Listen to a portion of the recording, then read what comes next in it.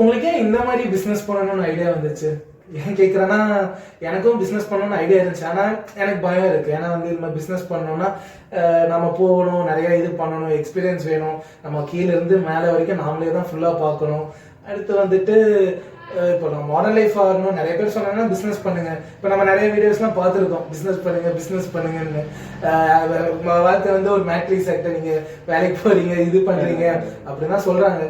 So நான் பார்க்கும்போது எனக்கு அது பிஸ்னஸ் பண்ணுற அளவுக்கு எனக்கு தைரியம் இல்லை. ஸோ எனக்கு வேலைக்கு போகணும்னு இருந்துச்சு. இப்போ நீங்கள் வாஷிங் பவுடர்னு சொல்லும் போதே எனக்கு ஸ்டார்டிங்கே ஒரு மாதிரி தான் இருந்துச்சு. ஏன்னா உங்களை விட பெரிய கம்பெனிஸ் நிறைய இருக்காங்க. ஸோ அவங்களோட எப்படி பண்ணணும், ஏன்னா வந்துட்டு உங்களோட டாப் பிராண்டா நிறைய பேர் இருக்காங்க. ஏன்னா அப்படி இருக்கும்போது நீங்க இதெல்லாம் வந்துட்டு உங்களுக்கு எப்படி இந்த ஜேர்னி பண்ணணும்னு ஒரு ஆசை உங்களுக்கு வந்துச்சு? ஓகே, நான் ஃபர்ஸ்ட் வந்து என்னன்னா எப்படி கம்பெனிக்குள்ள வந்தேன்னா, நாங்கள் ஆல்ரெடி சின்ன சின்ன ஐட்டம்லாம் பண்ணிட்டு இருந்தோம். என்னன்னா அந்த மாதிரி பெனாயில் ஐட்டத்துல இருந்து நீளம் அந்த இதெல்லாம் சின்ன வயசுல 15 இயர்ஸா பண்ணிட்டு இருந்தாங்க அப்பா. ஸோ நான் எம்பிஏ முடிச்சிட்டேன். எம்பிஏ முடிச்சனால ஒரு பிஸ்னஸ் பண்ணணும்னு ரொம்ப ஒரு ஐடியா இருந்தது, ரொம்ப இன்ட்ரெஸ்ட். அதனால பிஸ்னஸ் பண்ணணும் நிறைய ஃப்ரெண்ட்ஸ்லாம் இல்லைட்டு ஏகப்பட்ட மோட்டிவேஷன்ஸ் இருக்கு.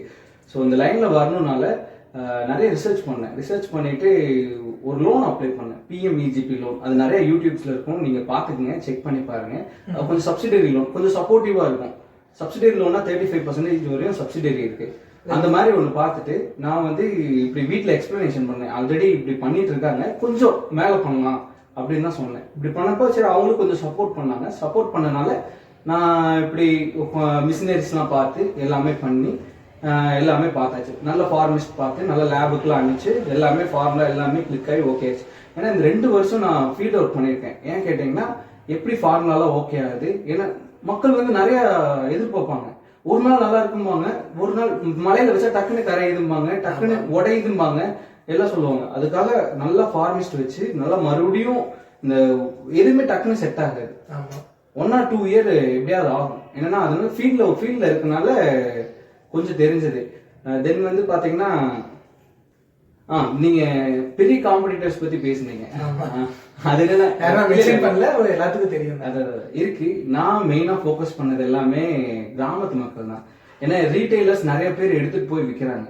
நல்லா இருக்கு, நம்ம ப்ராடக்ட் நல்லா இருக்குன்னா கொண்டு போய் தாராளமா விற்கலாம்.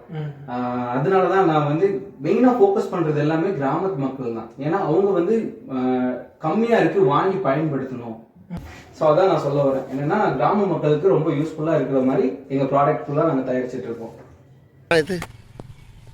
இது எந்த ஊரு? கோலாம்பட்டி. பவுடர் எத்தனை வருஷமா வாங்கிட்டு இருக்கீங்க? 2 வருஷமா வாங்குறேனுங்க. பவுடர் நல்லா இருக்குதா? எனக்கு நல்லா இருக்கு. அப்படிங்களா? ஸோ பிள்ளைகளுக்கெல்லாம் வாங்கி கொடுத்து விட்றீங்களா? எல்லாத்துக்கும் கொடுக்குறேனுங்க வாங்கி. அப்படியா? கடை ரேட்டை விட விலை குறைச்சி இருக்குதா? 10 ரூபா 20 ரூபா ஒரு பாக்கெட்டு கம்மியாக இருக்குது. அப்படியா? ரொம்ப சந்தோஷம். இப்போ கைகளுக்கெல்லாம் பாதுகாப்பாக இருக்குதா? புண்ணே வரது இல்லைங்க. சரி, வாங்கினா பிக்கி இது அதெல்லாம் இல்லை. அழுக்கு நல்லா போகுதா? அழுக்கு போகுதுப்பா. ரொம்ப சந்தோஷம்மா.